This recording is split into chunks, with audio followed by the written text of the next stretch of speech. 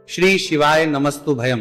दोस्तों, जैसा कि आप सभी लोग जानते हैं कि 14 अप्रैल 2026 यानी मंगलवार को पड़ रही है वैशाख मास की कृष्ण पक्ष द्वादशी तिथि और मेष संक्रांति। और दोस्तों, यह वह तिथि है जो वैशाख मास में पड़ने वाली सबसे बड़ी तिथि है, क्योंकि यह मंगलवार के दिन पड़ रही है और इसका बहुत ही बड़ा और विशेष महत्व होता है। पूज्य गुरु जी ने कहा है कि अगर कभी भी मौका लग जाए और वैशाख महीने की द्वादशी तिथि मंगलवार को पड़ जाए तो आप लोगों को एक छुटकी काला तिल वाला उपाय तो अवश्य ही करना चाहिए।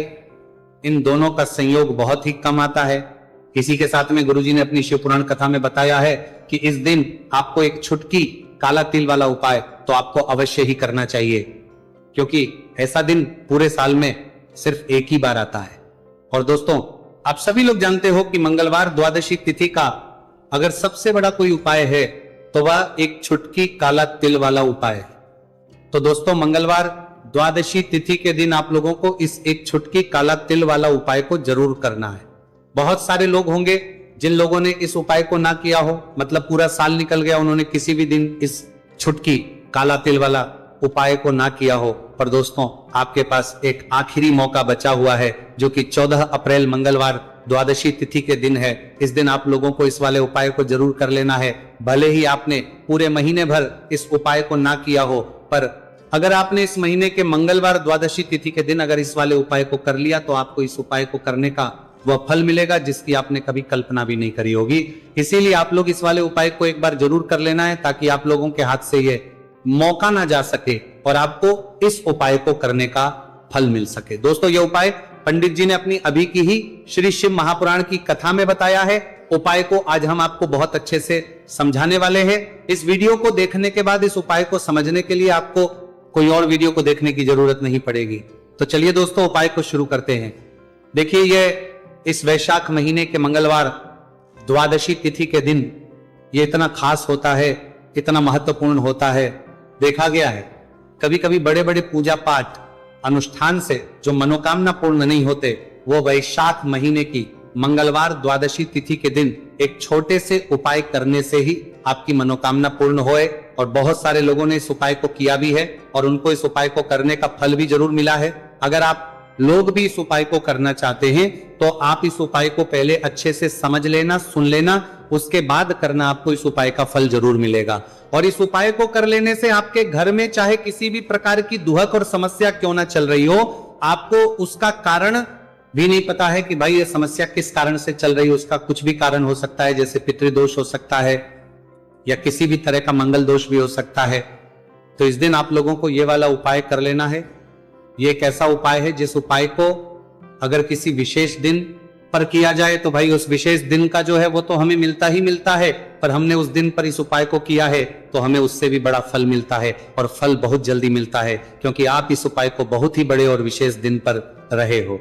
तो चलिए अब उपाय के बारे में बात करते हैं, लेकिन उससे पहले आप लोगों को यह जानना आवश्यक है कि आखिर यह उपाय किस समय करना है, किसको करना है और कैसे करना है। तो चलिए हम आगे आपको वीडियो में एक एक करके बता देते हैं। लेकिन उससे पहले अगर आप लोग हमारे चैनल पर पहली बार आए हैं या फिर मेरी आवाज आज पहली बार सुन रहे हैं तो हमारे चैनल वास्तविक जानकारी को सब्सक्राइब जरूर कर लेना, और इस वीडियो को लाइक करके कमेंट बॉक्स में श्री शिवाय नमस्तु भयम ओम नमः शिवाय जरूर टाइप कर देना।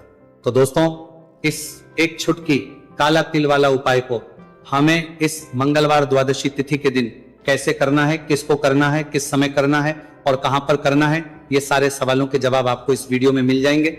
और जो ये वीडियो देखेगा भाई, उसको एक छुटकी काला तिल वाला उपाय जरूर करना चाहिए, क्योंकि इस दिन काला तिल का भी बहुत ही बड़ा और विशेष महत्व होता है।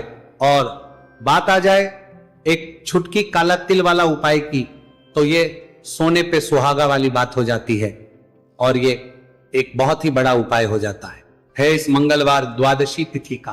तो अब दोस्तों, इस एक छुटकी काला तिल वाला उपाय को आखिर करना किसको है, सबसे पहले हम लोग वो बात जान लेते हैं। तो देखो, घर की जो बड़ी माताएं बहनें होती हैं, उन माताओं बहनों में से कोई भी एक बड़ी माता बहन इस वाले उपाय को कर सकती है।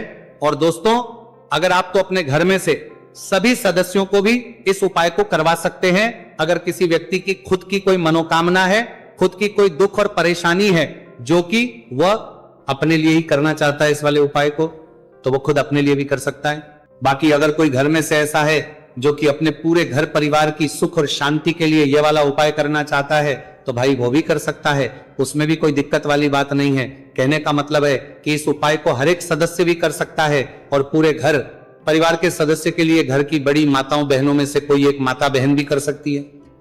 माताएं बहनें अगर घर में उपस्थित ना हो या वो ये वाला उपाय ना कर पा रही हो तो फिर घर का कोई बड़ा सदस्य भी इस एक छुटकी काला तिल वाला उपाय को कर सकता है, चाहे फिर वह पुरुष ही क्यों ना हो, उसमें कोई भी दिक्कत वाली बात नहीं है। उसके बाद में दोस्तों जो अगला प्रश्न निकल आता है वो ये आता है इस उपाय को लेकर कि आखिर इस उपाय को हमें किस समय करना है, सुबह के समय करना है कि शाम के समय करना है।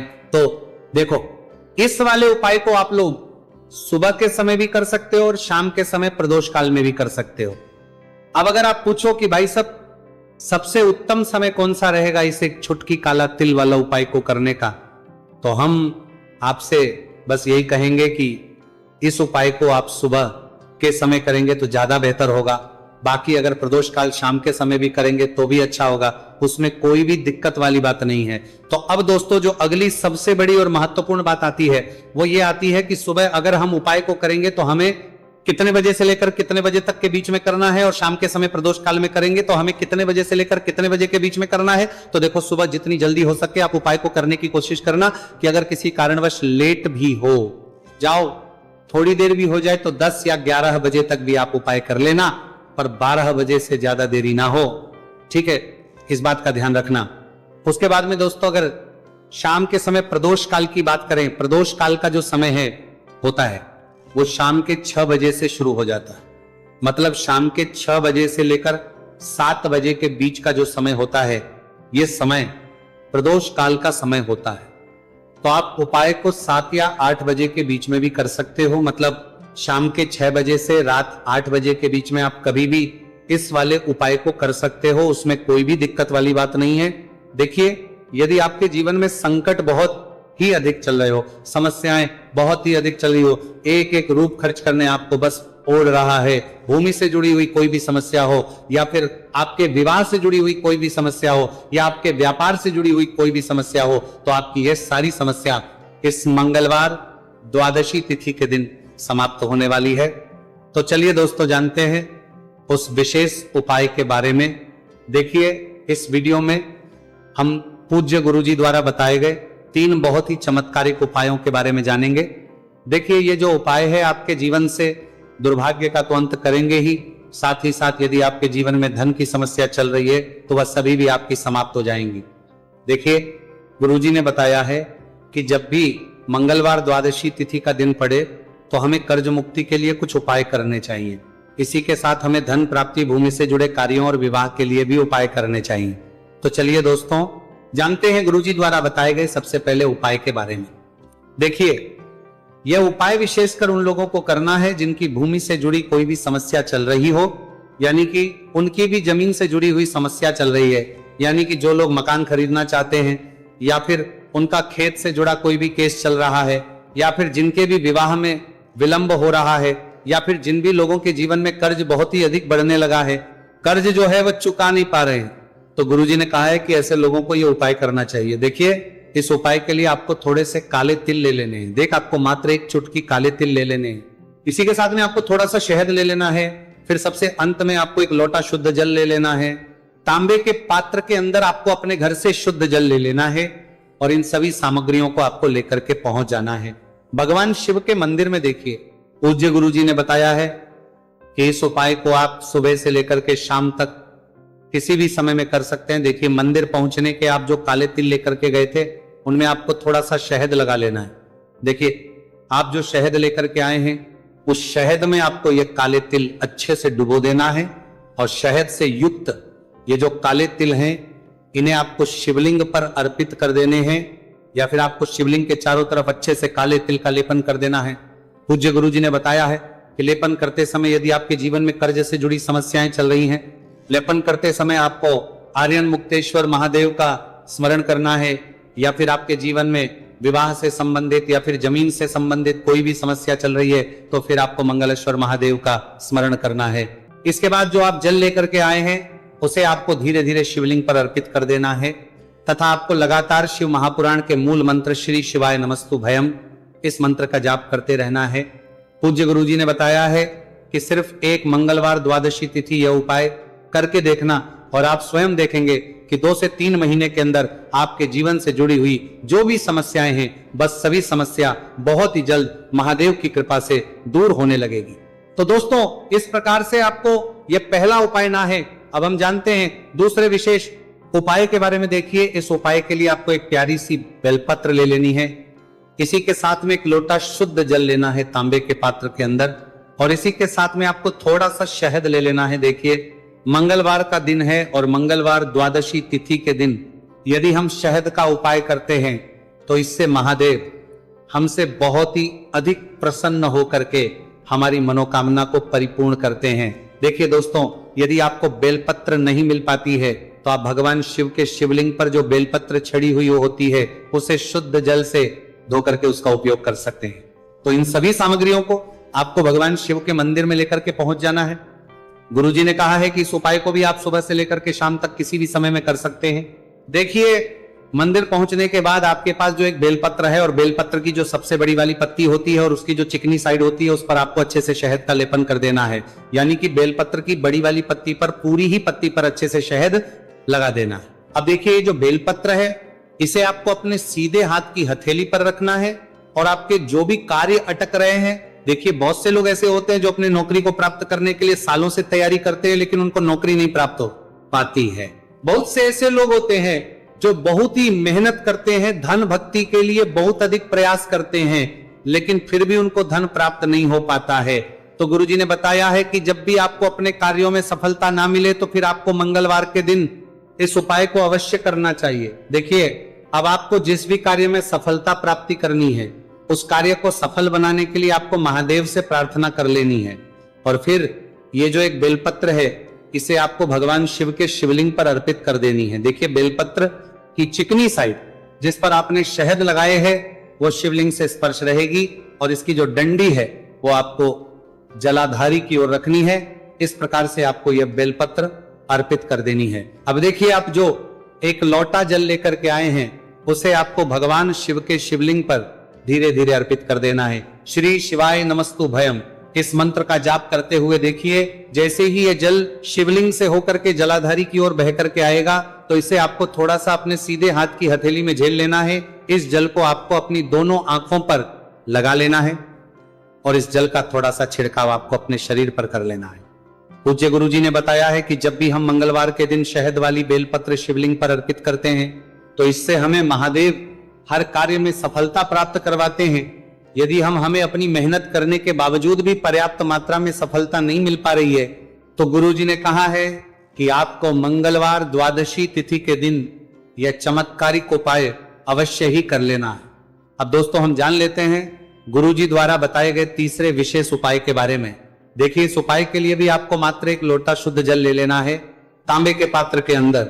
फिर इसी के साथ में आपको एक प्यारी सी बेलपत्र ले लेनी है। बेलपत्र आपको ध्यान रखना है कि कैसे भी कटी हुई खंडित नहीं होनी चाहिए। अब देखिए, मात्र 2 सामग्री लेकर के आपको भगवान शिव के मंदिर में पहुंच जाना है। पूज्य गुरुजी ने बताया है कि यह उपाय विशेषकर उन लोगों को करना है जिनकी कोई भी विशेष मनोकामनाएं जो कई दिनों से परिपूर्ण नहीं हो पा रही है, चाहे वह विवाह से संबंधित हो, नौकरी से संबंधित हो, व्यापार से संबंधित हो, चाहे किसी भी प्रकार की मनोकामना है जो परिपूर्ण नहीं हो पा रही है, तो उसके लिए आपको यह उपाय करना है। देखिए, इस उपाय को भी आप सुबह से की शाम तक किसी भी समय में कर सकते हैं।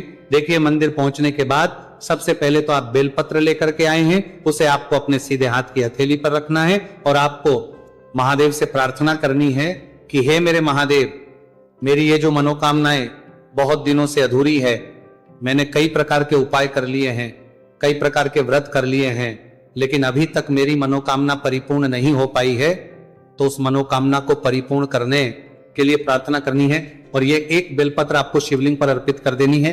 देखिए, बेलपत्र की जो चिकनी साइड है वो शिवलिंग से स्पर्श रहेगी और इसकी जो है वो आपको जलाधारी की ओर रखनी है। इस प्रकार से आपको ये बेलपत्र अर्पित कर देनी है। इसी प्रकार से आपको ये बेलपत्र अर्पित करनी है। अब देखिए, आप जो एक लोटा शुद्ध जल लेकर के आए हैं इसे आपको धीरे धीरे शिवलिंग पर अर्पित कर देना है। इस मंत्र का जाप करते हुए देखिए, जल अर्पित करते हुए आपको कम से कम 11 बार श्री शिवाय नमस्तु भयम या फिर ओम नमः शिवाय इस मंत्र का जाप कर लेना है। पूज्य गुरुजी ने बताया है कि जो भी व्यक्ति 14 अप्रैल मंगलवार द्वादशी तिथि के दिन शिवलिंग के सामने इस उपाय को करता है तो उसकी जो भी मनोकामना है वह महादेव की कृपा से निश्चित ही परिपूर्ण हो जाती है। तो दोस्तों, ये थे पूज्य गुरुजी द्वारा बताए गए कुछ बहुत ही खास उपाय। अगर आपको जानकारी अच्छी लगी हो तो वीडियो लाइक करिएगा। मिलते हैं फिर एक नए वीडियो के साथ।